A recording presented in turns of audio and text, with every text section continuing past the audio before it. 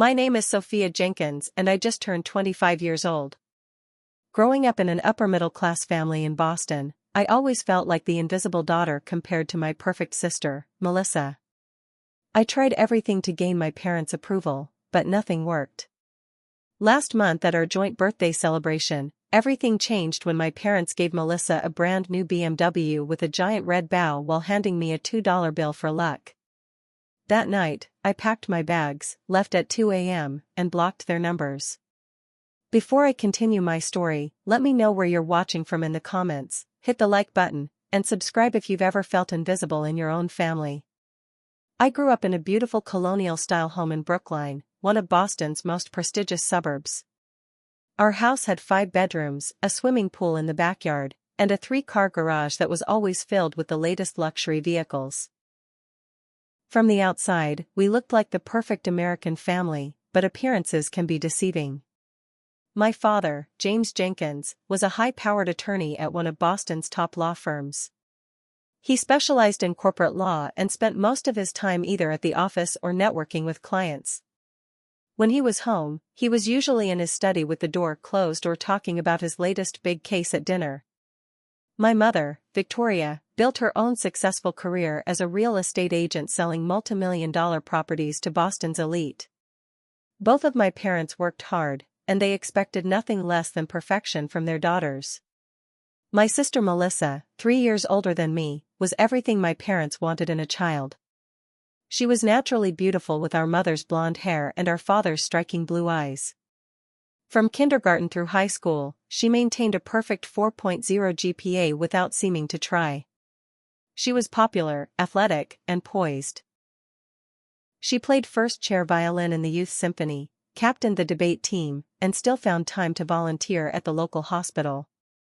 Everyone loved Melissa, especially our parents. Then there was me. I wasn't unattractive or unintelligent by any standard, but I was different. While Melissa was outgoing and conventional, I was more introverted and creative. I preferred sketching in my notebook to playing sports. I got good grades, mostly A's and B's, but I wasn't interested in competing for the top spot in my class. I had my own personality, my own interests, and my own way of seeing the world. Unfortunately, that didn't fit into my parents' vision of success. The pattern of favoritism started early. When I was 7, Melissa had a dance recital the same weekend as my elementary school art show. My painting had been selected for special recognition, and I was so excited to show my parents. The morning of my art show, I came downstairs in my special outfit, ready to go, only to find my parents dressed up for Melissa's recital instead. "Oh, honey, we can't make your art thing today," my mother said, barely looking up from adjusting Melissa's hair ribbon. "Melissa's dance instructor says there are scouts from the summer program attending today. We need to be there to support her." "But my painting won a prize," I said, my voice small.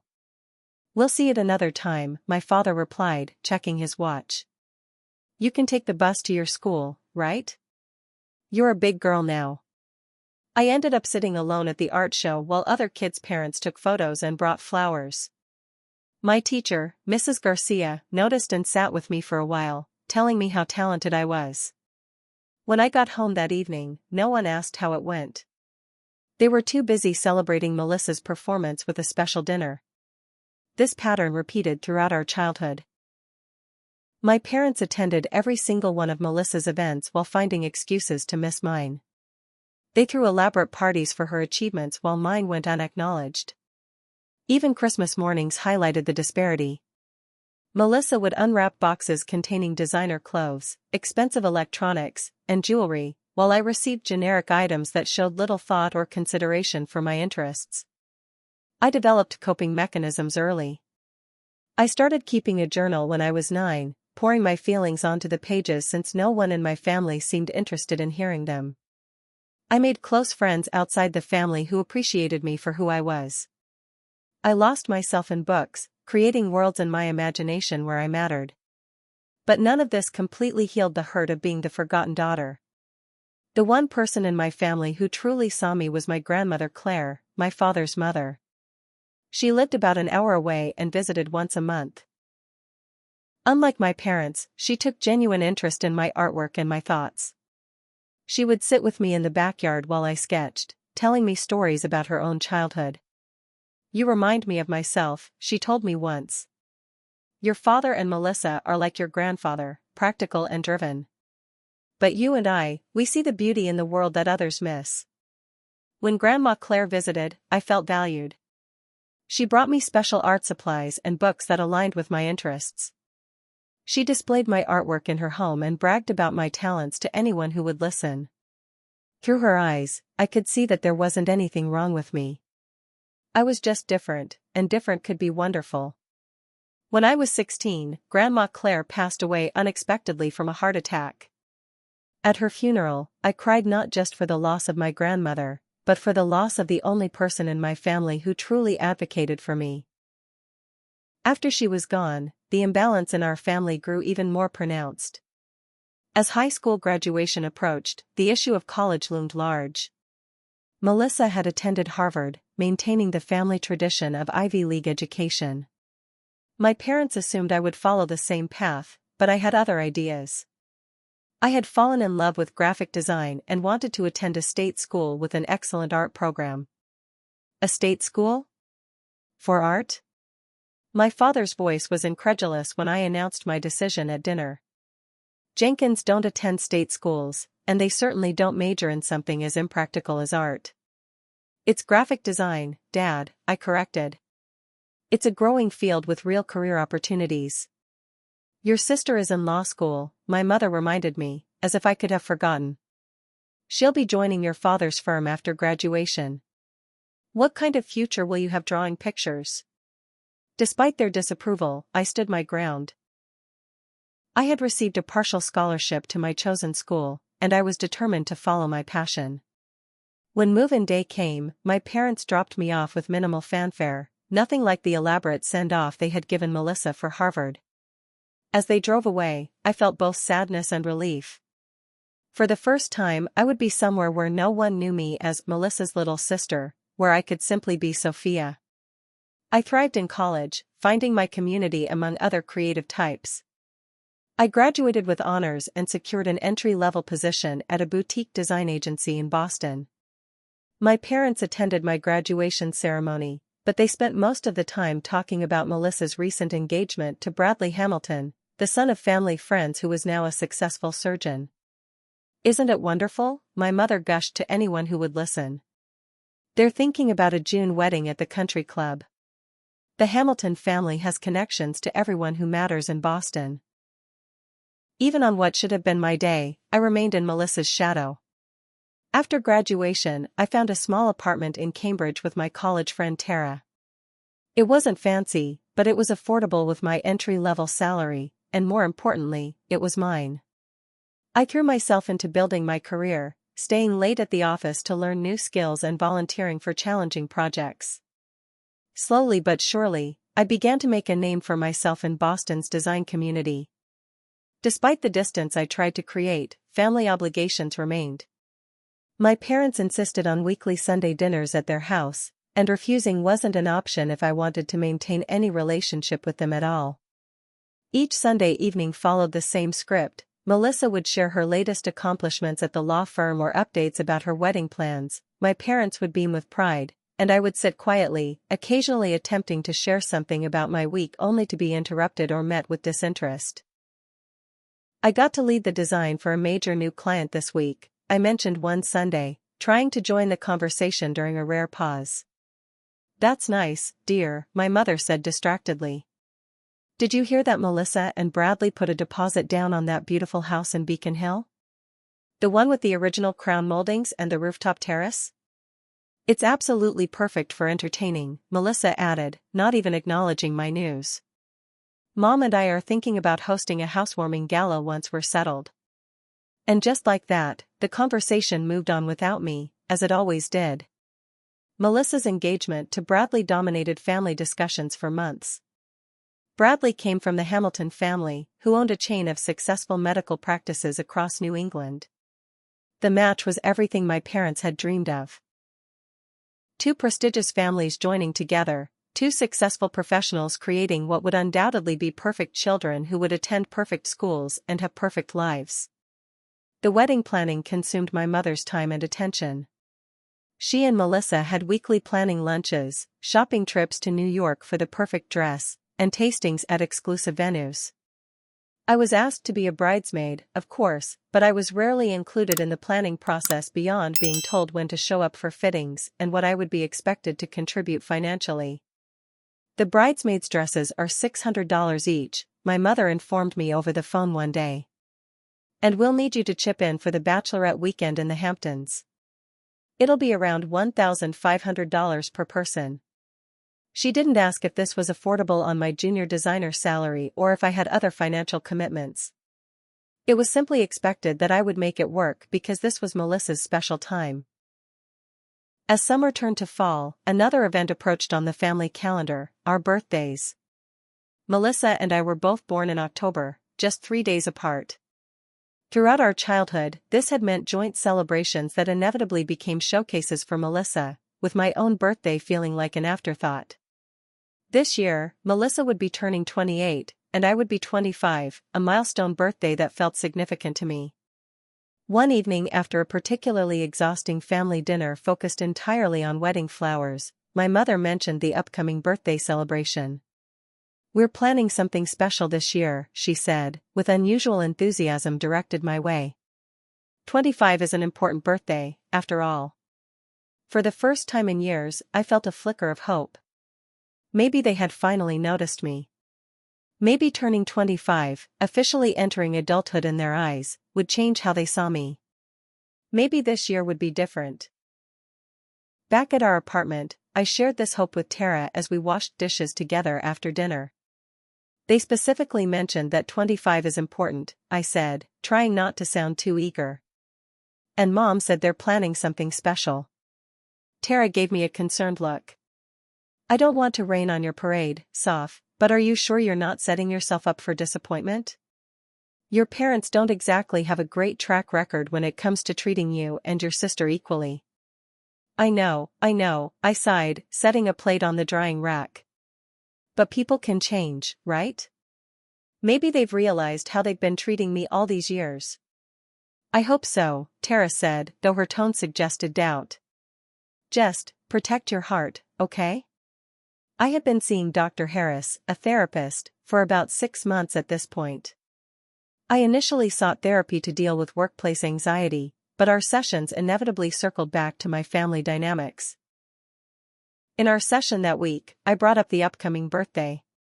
"I know it might seem silly to be excited about a birthday at my age," I told her, "but part of me is really hoping this could be a turning point with my parents." Dr. Harris nodded thoughtfully. "It's not silly at all to want acknowledgement from your parents. Have you considered expressing to them directly what would make this birthday meaningful for you?" I hadn't. Years of having my needs dismissed had taught me not to voice them at all. But Dr. Harris had been encouraging me to practice assertiveness, to believe that my feelings and desires were valid and deserving of expression. "I could try," I said hesitantly. "Maybe just something small, like suggesting a restaurant I enjoy instead of always going to Melissa's favorites." "That sounds like a good start," Dr. Harris smiled. "Remember, you deserve to be celebrated just as much as your sister does." Those words stayed with me as I drove home. You deserve to be celebrated. It was such a simple concept, yet so foreign to my experience within my family. A week before our birthdays, my mother called to confirm details for the celebration. "We're having dinner at the house on Saturday at 7, she said. "We've invited some family and close friends." "Wear something nice." "Actually, Mom," I said, my heart racing as I summoned my courage, "I was wondering if we could have dinner at Costello's this year. I really love their pasta, and we always go to Melissa's favorite places." There was a pause on the line, long enough to make me regret speaking up. "Oh, honey, we've already made arrangements," she finally replied. "But I'll make sure to tell Carmela to prepare her special lasagna." "You like that, don't you?" It wasn't the same as going to my favorite restaurant, but it was something. A small acknowledgement of my preference. I decided to take it as a positive sign. Despite my limited budget, I put thought and care into selecting gifts for my family members. For my father, I found a rare vintage record by his favorite jazz musician at a specialty shop. For my mother, I tracked down a first edition of a gardening book she had mentioned wanting. And for Melissa, I commissioned a custom piece of jewelry from an artist friend, a delicate silver bracelet engraved with the coordinates of our childhood home. These gifts cost me nearly a month's discretionary budget, but I wanted them to see that I paid attention to their interests and cared about making them happy. Perhaps these thoughtful presents would help them see me in a new light. As the day approached, I vacillated between excitement and anxiety. Part of me clung to the hope that this birthday would be different, that I would finally feel valued in my family. Another part braced for the inevitable disappointment, the familiar pain of being overlooked. But despite the warnings from Tara and my own instincts, I couldn't completely extinguish that flicker of hope. On the evening of our birthday dinner, I spent extra time getting ready. I curled my hair, applied makeup carefully, and put on the new dress I had splurged on, a deep emerald green that brought out the gold flecks in my hazel eyes. I wanted to look my best, to walk into my parents' house with confidence. "You look amazing," Tara said as I emerged from my bedroom. "That color is perfect on you." "Thanks," I replied, smoothing the fabric nervously. "Do you think it's too much?" "Mom said to dress nice, but I don't want to seem like I'm trying too hard." "It's your 25th birthday," Tara reminded me. "You're supposed to look spectacular." She helped me load the carefully wrapped gifts into my car, giving me a tight hug before I left. "Remember what we talked about," she said. "No matter what happens tonight, your worth isn't determined by their ability to see it." I nodded, though in truth, a part of me still desperately wanted them to see it. The drive to my parents' house took 30 minutes, giving me time to rehearse positive scenarios in my head. Maybe they had planned something truly special this year. Maybe they would acknowledge my career progress. Maybe there would be a cake with my name on it too, not just Melissa's. As I turned onto their street, I noticed more cars than usual parked along the curb. My parents often invited the grandparents and maybe an aunt or uncle for our birthday dinners, but this looked like a much larger gathering. My mother's words echoed in my mind, "We're planning something special this year." I parked behind a luxury SUV I didn't recognize and gathered my gifts from the passenger seat. The weight of anticipation sat heavy in my stomach as I walked up the familiar flagstone path to the front door.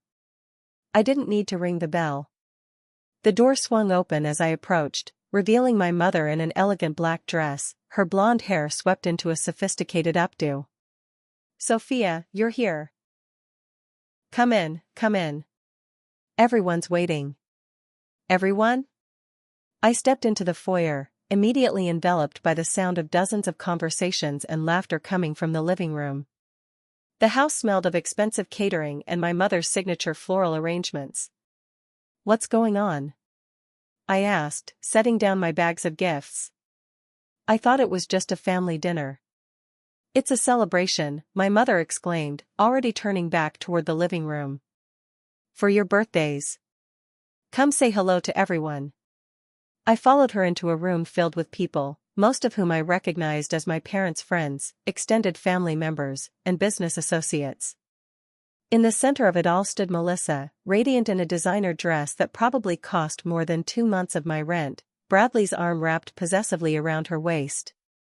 As I entered, a few people glanced my way with polite smiles, but most continued their conversations without noticing me. Melissa, however, spotted me immediately and waved me over with enthusiasm that seemed genuine. "Sophia." Finally, she hugged me, the scent of her expensive perfume enveloping me. "Happy almost birthday, little sis." "Happy almost birthday to you too," I replied, genuinely glad to see her despite everything. Whatever our parents' favoritism had created between us, I didn't blame Melissa for it. I didn't realize this was going to be such a big event. "Isn't it wonderful?" she beamed. "Mom and Dad really went all out this year." Before I could respond, my father appeared with 2 glasses of champagne, handing one to each of us. "My birthday girls," he said, his smile broad beneath his salt and pepper beard. Another year older, another year wiser, eh? He raised his own glass in a toast.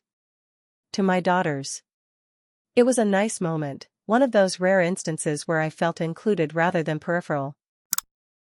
I savored it as I sipped the champagne, letting myself believe that perhaps tonight really would be different. The moment was short-lived. Almost immediately, my father turned to Melissa. "The Stevensons just arrived," he said. "They're very interested in hearing about the Robertson case you're working on. Would you mind?" And just like that, Melissa was whisked away to impress my father's colleagues, while I was left standing alone with my champagne. I took another sip and surveyed the room, looking for a friendly face or a conversation I could join. My Aunt Jennifer spotted me and made her way over, air-kissing both my cheeks. Aunt Jennifer was my mother's younger sister, and while she had always been kind to me, she had also always been firmly in the Melissa admiration camp.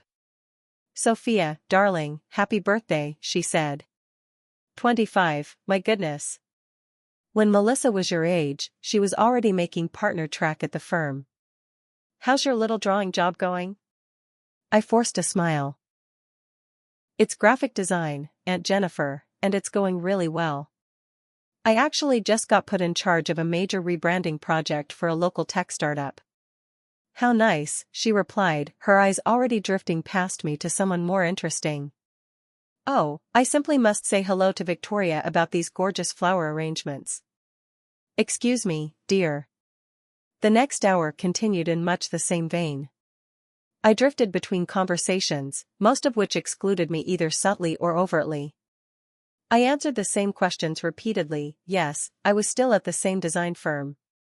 No, I wasn't seeing anyone seriously. Yes, I was still in that apartment in Cambridge with a roommate. Each answer seemed to confirm some unspoken assessment. At 25, I hadn't achieved the markers of success that my family valued. No prestigious career, no serious relationship heading toward marriage, no property ownership. Nothing worth celebrating in their eyes. Eventually, we were called to dinner. The dining room had been transformed with elegant table settings, candles, and more flower arrangements. Place cards directed everyone to their seats, and I found mine near the far end of the table, while Melissa and Bradley were positioned near my parents at the head. The caterers brought out course after course of gourmet food, none of which included any of my favorites. Every dish seemed chosen specifically to showcase Melissa's sophisticated palate: oysters, which I was allergic to, foie gras, which I found ethically problematic, and rare lamb, when everyone knew I preferred vegetarian options. I picked at my food politely, my appetite diminishing with each passing minute. When the main course was cleared, my father stood and tapped his glass for attention. The room quieted as everyone turned toward him expectantly. This was traditionally the moment for the birthday toast, and despite everything, I felt a small flutter of hope. "I want to thank everyone for joining us tonight to celebrate a very special occasion," my father began, his voice carrying the practiced authority of a seasoned attorney. "It's not every day that a father gets to celebrate the accomplishments of his daughter." I sat up a little straighter, waiting for my mention.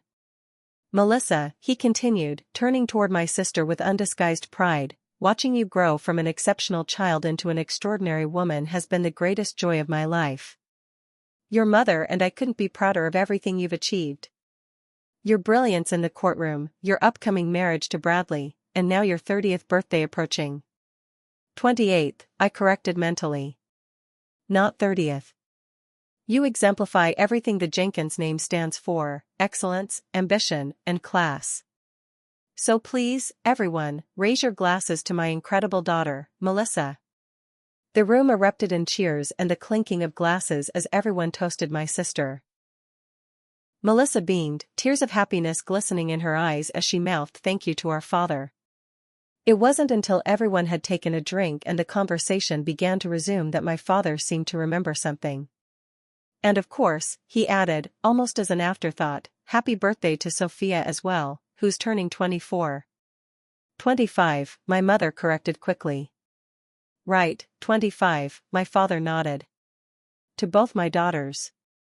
This addendum received a much more muted response, a few polite sips and nods in my direction before conversations resumed in full force. I sat frozen, the familiar pain of invisibility washing over me anew. Not only had my father's toast focused entirely on Melissa, but he hadn't even remembered my correct age. My mother must have noticed something in my expression because she leaned over and patted my hand. Your father's just a bit distracted with the Stevensons here. They're very important clients. You understand. I didn't understand. I didn't understand how my own father could forget my age on my birthday. I didn't understand how a toast meant to celebrate both daughters could mention only one. I didn't understand how, after 25 years, I was still an afterthought in my own family. I excused myself quietly and found my way to the downstairs bathroom, locking the door behind me. I sat on the closed toilet lid and took deep breaths, fighting back the tears that threatened to spill over. I wouldn't cry. Not here, not now. The bathroom wall featured a series of framed family photos, a visual timeline of our lives. I found myself studying them, noticing for the first time a pattern I had always felt but never consciously observed. In every photo, Melissa was centered, often with my parents' hands on her shoulders or their bodies angled toward her. I was always slightly off-center, sometimes partially cut off by the frame. Even in our preserved memories, I was literally marginalized. I pulled out my phone and texted Tara. It's happening again. Dad gave a whole toast about Melissa and barely mentioned me. He even got my age wrong. Tara's response came quickly. I'm so sorry, sophomore. Remember, your worth isn't defined by them. Do you want me to come pick you up? I was tempted to say yes, to flee this celebration where I was barely being celebrated. But something in me wasn't ready to give up yet. There were still gifts to be exchanged. Maybe, just maybe, there was still a chance for this night to include a moment where I felt seen. Not yet, I texted back. Gifts still to come. We'll keep you posted. I splashed cold water on my face, reapplied my lipstick, and practiced a neutral expression in the mirror. Then I rejoined the party, just as dessert was being served, a towering cake decorated with Happy Birthday Melissa and Sophia in elegant script. At least they had remembered to include my name on the cake. After cake and coffee, my mother announced it was time for gifts. Everyone gathered in the living room, where two ornate chairs had been positioned in the center of the room like thrones. Melissa took one, and after a moment of awkward hesitation, I sat in the other. I decided to present my gifts first, hoping the thoughtfulness I had put into each selection would be appreciated. I handed the heavy rectangular package to my father first. This is for you, Dad, I said, unable to completely hide my eagerness for his reaction. He unwrapped it with mild interest, which turned to surprise when he saw what was inside. It's a first pressing of Miles Davis's Kind of Blue, I explained. I remembered you saying your father had one that got lost in a move when you were in college, and how much you missed it. I tracked this one down at that specialty shop in Harvard Square. For a brief moment, genuine emotion crossed my father's face. This is quite thoughtful, Sophia. Thank you. It wasn't effusive praise, but it was something. I felt a small glow of satisfaction as I handed my mother her gift next.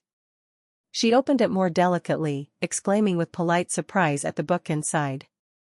Oh, the English Cottage Garden, how lovely. It's a first edition, I explained. You mentioned wanting to redesign the back garden in this style, remember? Yes, of course, she nodded, though I wasn't entirely convinced she did remember. She set the book aside on an end table. Very nice, dear. Finally, I gave Melissa her gift, the small box containing the custom bracelet. She opened it and actually gasped, holding up the delicate silver chain to examine the engraved coordinates. It's the exact location of our house, I explained. Where we grew up together. I thought, with you moving to your new place with Bradley soon, you might want a piece of home to take with you. To my surprise, Melissa's eyes filled with tears. Sophia, this is beautiful. She got up and hugged me tightly. I love it. Thank you. It was the most genuine moment we'd shared in years, and for a second, I felt truly connected to my sister. Maybe we could rebuild our relationship as adults, separate from the dynamic our parents had created. The moment was interrupted by my mother, who clapped her hands together. Well, now for our gifts to the girls. Melissa was presented with a series of beautifully wrapped packages from our parents, a designer handbag, a weekend spa retreat, and a pair of diamond earrings that made the room gasp collectively when she opened the box. "These are too much," Melissa protested, though her delight was obvious.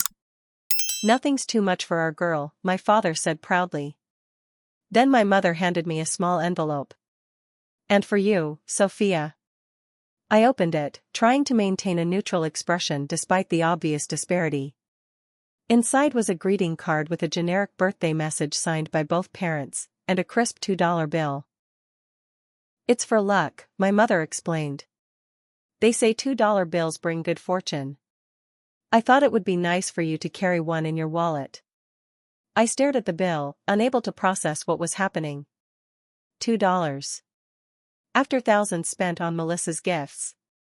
After I had spent nearly a month's disposable income on thoughtful presents for them. $2 and a card they probably picked up at the grocery store checkout. "Thank you," I managed to say, my voice sounding strange and distant to my own ears. I was saved from having to say more by my father, who stood up with excitement. "But that's not all. We have one more surprise. Everyone, let's move to the driveway." The crowd murmured with anticipation as they filed out the front door. I followed mechanically, the envelope still clutched in my hand, my mind struggling to comprehend the magnitude of what had just happened. Outside in the circular driveway, bathed in the glow of strategically placed outdoor lighting, sat a brand new BMW sedan with an enormous red bow on the hood. It was sleek, midnight blue, and obviously expensive. My father handed Melissa a set of keys with the BMW logo prominently displayed. "Happy birthday, sweetheart," he said. "We thought with your new position at the firm and the wedding coming up, you deserved something special to drive." Melissa screamed with delight, throwing her arms around our parents. "Oh my God! I can't believe you did this. It's exactly what I wanted." The crowd applauded as Melissa circled the car, running her hand along its gleaming surface. Bradley joined her, both of them examining the interior with expressions of pure joy. Phones came out as people took photos of the happy scene, Melissa with her fiancé and her new car, my parents looking on with pride. I stood on the periphery, watching it all unfold as if from a great distance. The contrast was so stark, so painful, that it felt almost unreal. My sister received a luxury vehicle while I got a $2 bill for luck. The message couldn't have been clearer if they had said it out loud: "This is what we think you're worth." In that moment, something crystallized inside me. This wasn't an isolated incident. It wasn't a misunderstanding or an oversight. It was the perfect encapsulation of my entire life in this family. I would always be worth less. I would always be the afterthought, the footnote, and Sophia too. As I stood there, memories washed over me in waves: elementary school art shows with empty chairs where my parents should have been, high school graduation gifts. Melissa got a car then too, while I received a gift card, college move-in day with minimal fanfare, every birthday, Christmas, and milestone marked by the same pattern of preferential treatment. The pattern was clear, consistent, and intentional. And suddenly, with perfect clarity, I understood it would never change. No achievement of mine would ever be enough. No effort to please them would ever succeed. The problem wasn't me or anything I had done or failed to do. The problem was their inability to value me for who I was. I maintained my composure as the excitement over the car gradually subsided. People began to drift back inside for more drinks and conversation. I followed, moving through the crowd like a ghost, invisible as always. My parents and sister were surrounded by well-wishers, everyone congratulating them on the magnificent gift. No one seemed to notice or care about what I had received. No one except me seemed to see the gross inequity of it all, the painful message it sent. As the party continued around me, I felt a strange calm descend. The hurt was still there, but it was accompanied by something new: resolve. I would no longer participate in this dynamic. I would no longer accept the scraps of attention and affection thrown my way. I would no longer pretend that any of this was normal or acceptable. I quietly made my way upstairs to my old bedroom, which had been converted to a guest room shortly after I left for college. Even this small detail suddenly seemed significant. Melissa's childhood bedroom remained untouched, a shrine to her achievements and memories, while mine had been erased. Once inside the guest room that used to be mine, I closed the door and sat on the edge of the bed. The muffled sounds of the party continued downstairs, laughter and conversation flowing freely without me. I pulled the $2 bill from its envelope and stared at it, this physical token of my family's assessment of my worth. For the first time that night, I allowed the tears to come. They fell silently at first, then in heaving sobs that I muffled with a pillow. I cried for the little girl who had tried so hard to be seen. I cried for the teenager who had started to accept her peripheral status as normal. I cried for the young woman I was now, who had somehow still harbored hope that things could change. When the tears finally subsided, I felt oddly empty, as if I had poured out not just sadness but also the last of my illusions. In that emptiness, a new clarity emerged. I couldn't change my family. I couldn't make them value me. But I could choose how much power their assessment had over my life moving forward. I got up and went to the closet, where I knew my mother kept a few of my old things in storage boxes. I pulled them out and began sifting through the contents, yearbooks, art projects, journals, and photographs that hadn't been deemed worthy of display. These were the artifacts of a childhood spent in the shadows, physical evidence of the pattern I had always felt but tried to deny. I opened one of my old journals, reading entries from when I was 14. Melissa got accepted to that summer program at Harvard today. Mom and Dad took her out to celebrate at Chez Michel. They didn't ask me to come along. Dad said it was a special family dinner, but I guess I'm not special enough family to be included. And another from age 16. Got my SAT scores back today. 1480, I was so excited to tell Mom and Dad, but when I got home they were busy planning Melissa's graduation party. When I finally got to tell them, Dad just said good job without looking up from his newspaper. Mom asked if I thought I could bring it up with some tutoring since Melissa got 1570. I went to my room and cried. Page after page documented the small and large rejections, the constant comparisons, the subtle and not-so-subtle messages that I wasn't enough. Reading them now, with adult eyes, I was struck by how clearly the pattern had been established, how consistently it had been maintained, and how damaging it had been to my sense of self. I also found a letter from Grandma Claire, written to me when I was 15. In her elegant handwriting, she had written, "My dearest Sophia, never let anyone make you feel that your light is less bright because it shines differently. Your sensitivity, your creativity, your kind heart, these are rare and precious gifts. I see them, even when others may not. Remember that your worth is inherent and unchangeable, no matter what anyone else may say or do. I am so proud of the young woman you are becoming. All my love, Grandma Claire." Reading her words now, I felt a surge of emotion. Grandma Claire had seen me clearly. She had valued me for exactly who I was. And in her absence, I needed to be the one to carry that message forward. I needed to be the one to validate my own worth. The realization settled over me with surprising weight. I didn't want to do this anymore. I didn't want to keep showing up for Sunday dinners where I was barely acknowledged. I didn't want to spend holidays feeling like an obligation rather than a beloved family member. I didn't want to continue this cycle of hope and disappointment, of trying to earn love that should have been freely given. I didn't want to cut ties completely, but I needed distance, boundaries, and time to heal from decades of emotional neglect. I needed space to build a life where I was valued, where my achievements were celebrated, where my presence mattered. And I needed to start now. I looked at my phone, 1:30 a.m. The party had wound down about an hour ago. Most of the guests had left, and I had heard my parents and Melissa bidding goodbye to the last few stragglers. Now the house was quiet, everyone presumably asleep or at least in their rooms. I had been expected to stay overnight, as I usually did after family gatherings, heading back to my apartment in the morning. but tonight would be different. Tonight, I would leave on my own terms. I gathered the few items I wanted to take with me: Grandma Claire's letter, a few childhood photographs, a small watercolor painting I had done that she had framed for me. Everything else could stay. I had no attachment to the other remnants of a childhood that had never fully belonged to me. I placed these treasures in my purse and then sat down at the small desk to write a brief note. I didn't want a dramatic exit or a long explanation. I simply needed to mark this moment of change. I won't be staying for breakfast. I won't be coming to Sunday dinner anymore either. I need time away from this family to heal and to build a life where I am valued. Please don't contact me for a while. I'll reach out when I'm ready. Sophia. Short, direct, without accusation or drama. I left it on the bed where it would be found in the morning. I checked my phone once more and saw a text from Tara. Everything okay? Do you need me to come get you? No, I texted back. I'm leaving now.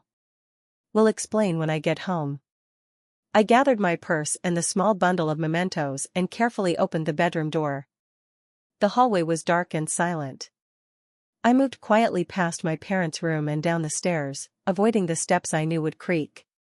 In the foyer, I paused to look at the family portrait hanging on the wall, taken at Melissa's law school graduation.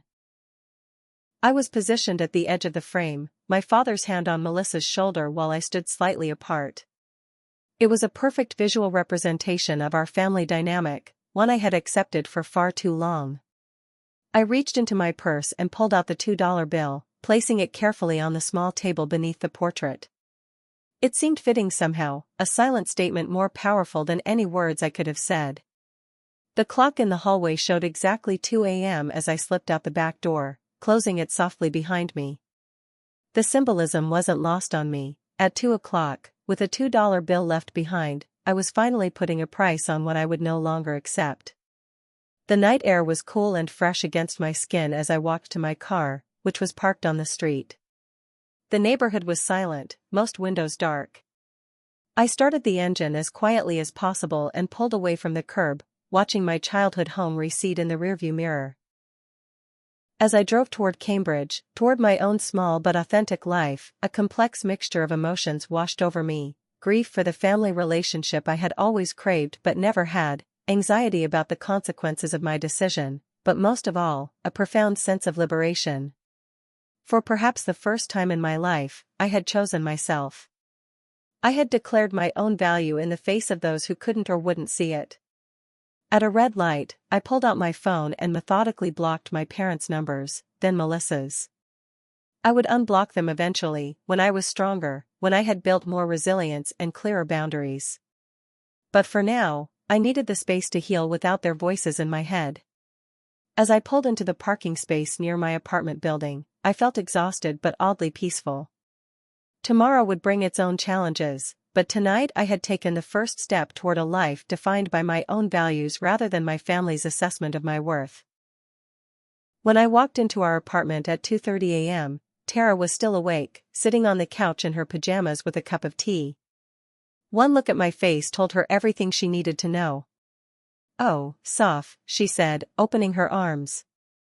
I collapsed into her embrace and finally let go completely, sobbing as I told her everything: the disparate gifts, the BMW with its ridiculous red bow, the $2 bill for luck, and my quiet departure in the middle of the night. "I can't do it anymore," I said through tears. "I can't keep showing up and hoping this time will be different. I can't keep setting myself on fire to keep them warm." "You shouldn't have to," Tara agreed, stroking my hair. "What they did was cruel, Sophia. Not just tonight, but all these years. You deserve so much better." "What if they're right?" I whispered, voicing the fear that had haunted me for years. "What if I'm just not worth more than that? What if there's something fundamentally unlovable about me?" "Look at me," Tara said firmly, holding my shoulders.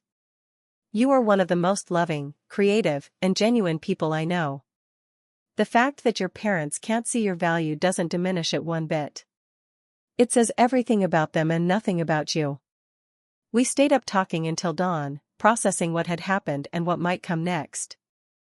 Tara helped me see that what I had done wasn't impulsive or dramatic, but a necessary step toward healing. She reminded me of all the people who did value me, my friends, my colleagues, my clients who appreciated my creative vision. Your family of origin doesn't have to be your family of destiny, she said. Some of us have to build our family from scratch, and that's okay. By the time morning light filtered through our windows, I had made a decision. I pulled out my phone and, with shaking fingers, blocked my parents' and Melissa's numbers. It wasn't a permanent solution, but it would give me the space I needed to process without their immediate reactions complicating things. Are you sure? Tara asked. I'm sure, I nodded. I need time without their voices in my head. I called in sick to work, something I rarely did, and spent the day in a fog of emotional exhaustion.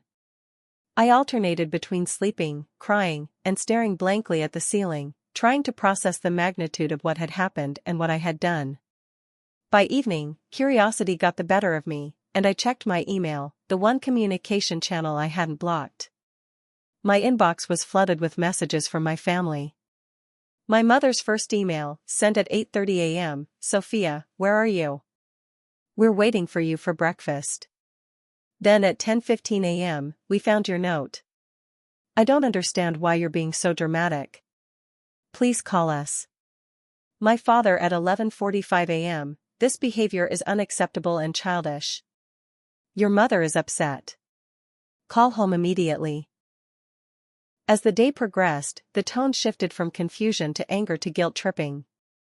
How could you just leave like that? After all we've done for you? Your sister is devastated that you've ruined her birthday celebration with this stunt. Is this about the car? We got you a car when you graduated too. It wasn't as new, but it was still a car. I hadn't expected them to understand immediately, but the complete absence of self-reflection in their messages was still striking. There wasn't a single question about why I might have felt the need to leave, not a moment of consideration that they might have hurt me. The narrative was already established. I was being dramatic, selfish, and ungrateful. Melissa's email came later that evening, and its tone was slightly different. Soph, I don't know what happened, but Mom and Dad are freaking out. They're saying you left some crazy note and blocked their numbers. Whatever they did, I'm sure they didn't mean it. Just call them so they stop calling me about it. Love you. Even in this message, there was no real acknowledgement of my feelings, just annoyance that my actions were causing inconvenience. It reinforced my decision to take space. The next day brought more emails, along with messages from extended family members who had apparently been enlisted in the effort to bring me back into line. Aunt Jennifer, your parents are beside themselves. Whatever disagreement you're having, family comes first. You need to apologize. Uncle Robert, not sure what's going on, but your mother is very upset. Give her a call, kiddo. But there were also unexpected messages of support. My Aunt Sarah, my mother's youngest sister who had always been something of a black sheep herself, wrote. Sophia, I don't know exactly what happened, but I want you to know that I support you taking whatever space you need. I've watched how they've treated you over the years, and frankly, I'm surprised you didn't set boundaries sooner. If you need someone to talk to who understands the family dynamics, I'm here. And my cousin Michael, who had always been kind to me at family gatherings. Hey Sophia, I was at the party and saw what went down with the gifts. That was seriously messed up. I said something to Mom about it, and she told me not to get involved, but I wanted you to know that not everyone thinks that was okay. Take care of yourself. These messages were unexpected lifelines, reminders that not everyone saw me through the same distorted lens as my parents. The first week of no contact was physically and emotionally grueling. I experienced anxiety attacks, insomnia, and moments of crushing doubt. Years of conditioning had taught me that my parents' approval was necessary for my survival, and breaking that pattern triggered what felt like withdrawal symptoms. I returned to work after 2 days, throwing myself into projects to keep my mind occupied. But concentration was difficult. I found myself making careless mistakes and struggling to maintain focus during meetings. My session with Dr. Harris that week was intense but clarifying. I brought a written timeline of events from the birthday party, trying to present the facts as objectively as possible, still half expecting her to tell me I was overreacting. Instead, after listening carefully, she said, "Sophia, what you're describing is a pattern of emotional neglect that has been consistent throughout your life. Your decision to create distance isn't an overreaction, it's a healthy response to an unhealthy dynamic." "But they're my parents," I said, the words catching in my throat. "Aren't I supposed to forgive them? To keep trying?" "Forgiveness may be part of your journey eventually," she replied, "but it doesn't require you to continue accepting treatment that damages your sense of self. Boundaries aren't punishment, they're protection." This reframing helped ease some of my guilt. I wasn't cutting contact to hurt my parents or to punish them. I was creating space to heal, to recalibrate my sense of worth away from their distorted assessment. 2 weeks after the birthday party, my parents escalated their efforts to re-establish contact by showing up at my workplace unannounced. I was in a client meeting when the receptionist called to tell me my parents were in the lobby, insisting on seeing me. My hands shook as I excused myself from the meeting. I found them standing by the reception desk, my father looking impatient and my mother tearful. "Sophia," my mother cried when she saw me. "Finally. Why haven't you been answering our calls? We've been worried sick." I kept my voice low and steady. "I left a note explaining that I needed space. I asked you not to contact me." "This has gone on long enough," my father said, his attorney voice emerging. "You're causing your mother distress over what? A birthday gift? This is childish and unprofessional." Several of my colleagues were watching the scene unfold with obvious curiosity. I felt my face burning with embarrassment, but also with anger at this boundary violation. "I'm at work," I said firmly. "This isn't the time or place for this conversation. I need you to leave. We're not going anywhere until you agree to come to dinner on Sunday and stop this nonsense," my father insisted, his voice rising. The commotion had attracted the attention of our office manager, who approached with concern. "Is everything okay, Sophia? Do you need assistance?" I took a deep breath. My parents were just leaving. "If they don't, please call security." My mother gasped. "You would have us removed? Your own parents?" "If you don't respect my boundaries, yes," I said, surprised by my own steadiness. After a tense standoff, they finally left, my mother in tears and my father promising this isn't over. I returned to my meeting, apologizing for the interruption and trying to focus on the client's needs rather than the scene that had just unfolded. That evening, I received a hand-delivered letter from my parents. The envelope was thick, expensive stationery with our family crest embossed in the corner, a detail that suddenly seemed pretentious rather than impressive. The letter inside was 3 pages long, written in my father's precise handwriting.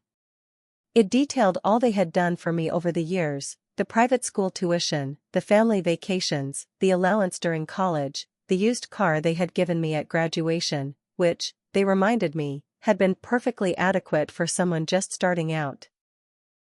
There was no acknowledgement of the emotional dynamics, no recognition of the favoritism or neglect.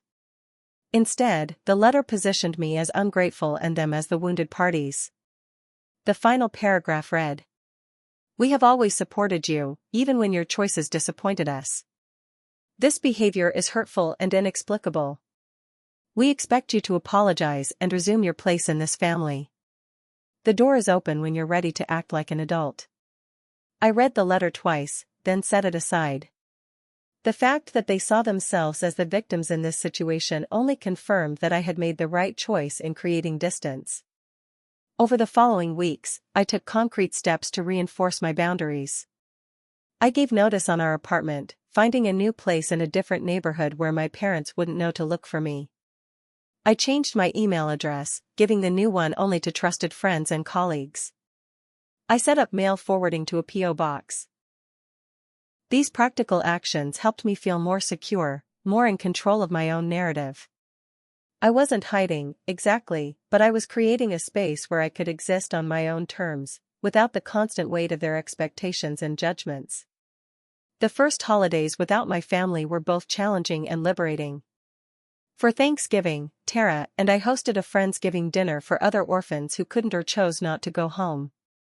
For Christmas, I volunteered at a local shelter, finding unexpected joy in helping others rather than enduring another holiday of feeling peripheral in my own family. As months passed, my parents' attempts at contact became less frequent. The daily emails dwindled to weekly, then monthly. The flying monkeys of extended family members stopped calling. Life developed a new rhythm, one centered around my needs and values rather than my family's expectations. 6 months after the birthday party, I realized with surprise that I had gone an entire week without thinking about my parents. It wasn't that the hurt had disappeared, but it had receded from constant presence to occasional visitation. I was building a life that was authentically mine, and it was beginning to feel not just adequate but fulfilling. 2 years passed after that fateful birthday night. In that time, I had transformed my life in ways both subtle and profound. The distance from my family's constant judgment had allowed me to flourish professionally and personally. At work, I had been promoted to senior designer and was now leading a team of junior creatives. I had developed a reputation for innovative thinking and emotional intelligence in client relationships.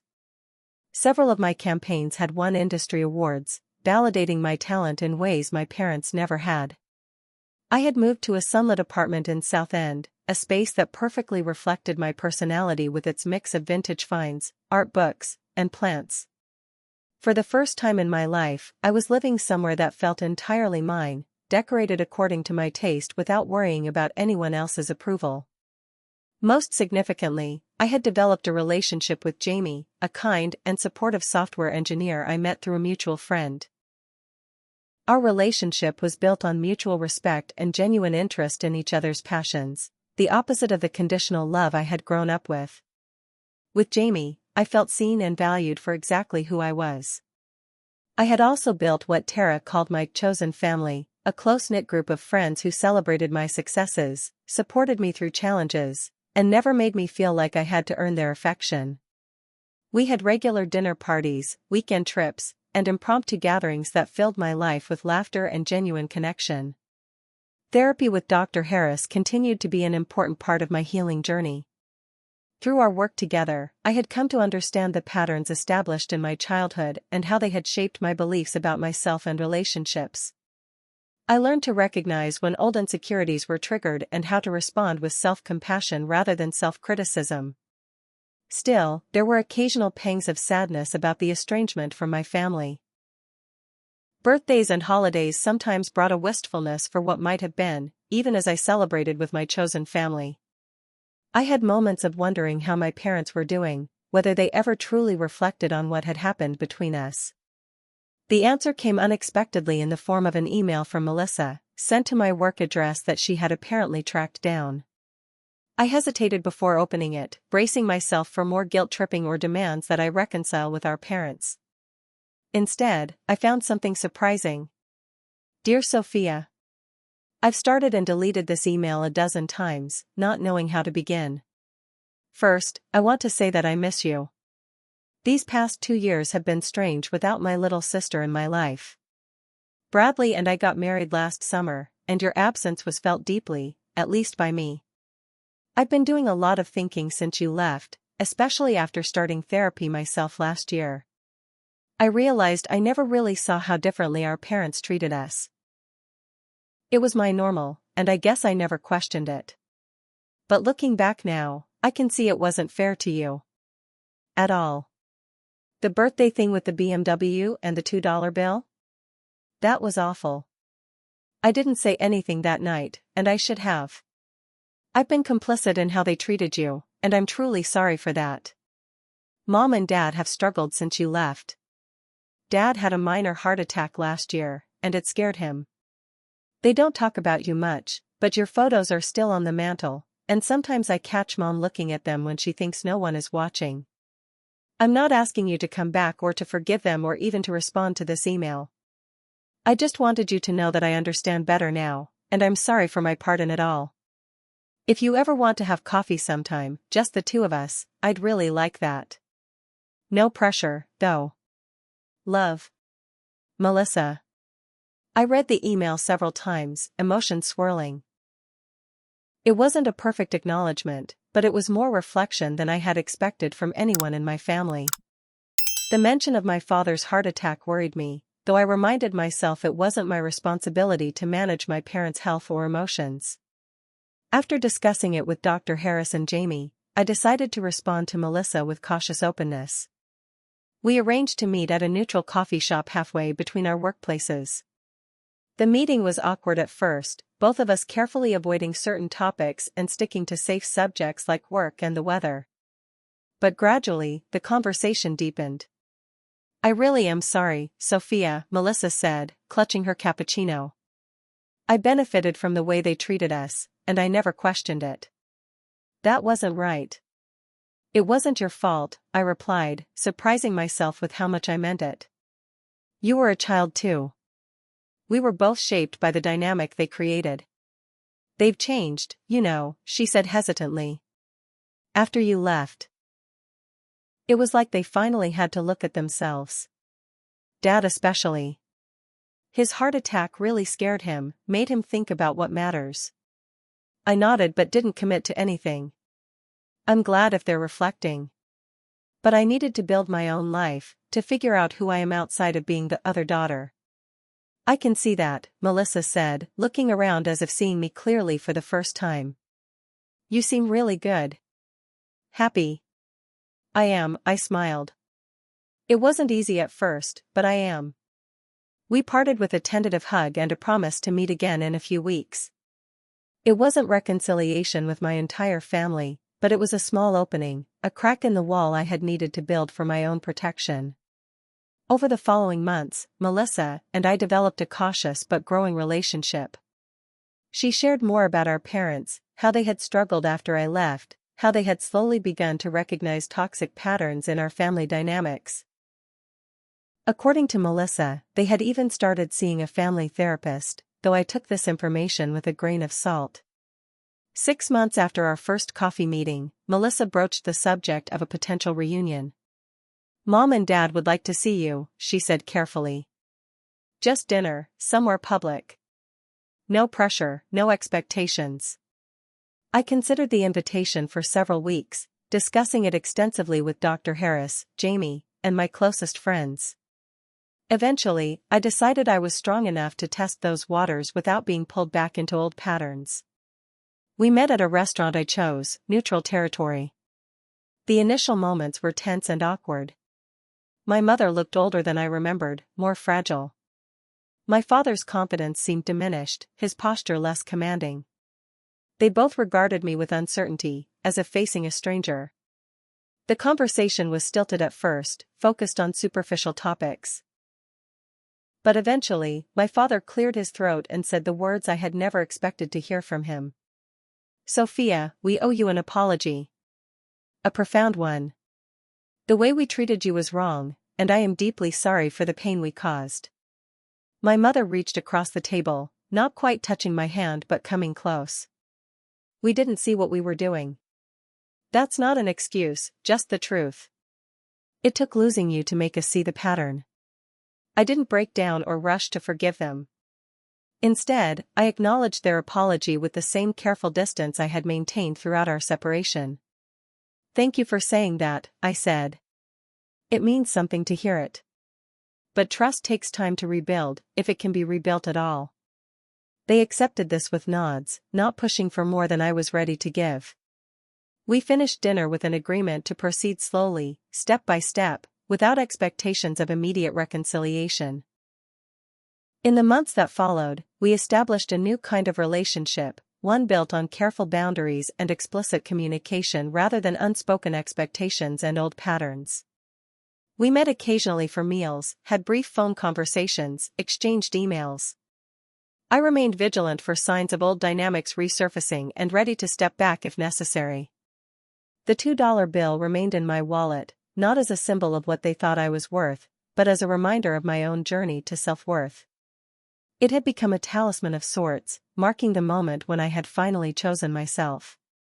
2.5 years after that birthday night, I celebrated my 28th birthday with a small gathering at my apartment. Jamie was there, along with Tara, Dr. Harris, and my closest friends. To my surprise, Melissa came too, bringing a thoughtfully chosen gift and genuine good wishes. My parents were not invited.